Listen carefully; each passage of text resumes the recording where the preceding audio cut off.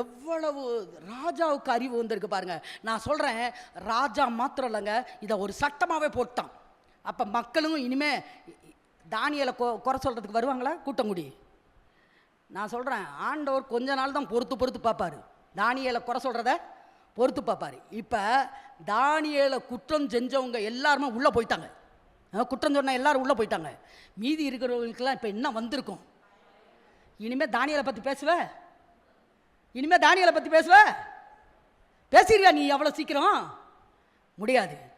கர்த்தர் விட மாட்டார்.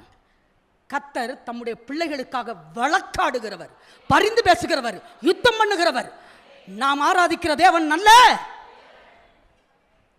ரொம்ப கவனமாக இருக்கணுங்க.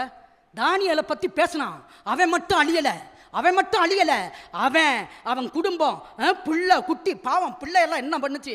நீங்கள் சொல்லுங்கள். நம்மெல்லாம் நியாயமாக பேசணும் போங்க. பாவம் பிள்ளைங்க என்ன செஞ்சு, அந்த மனைவி என்ன செஞ்சா, நம்ம சட்டம் பேசுவோம். ஆனால் தேவன் நீதியுள்ளவர். எத்தனை பேர் நம்புறீங்க? ஆமாம்.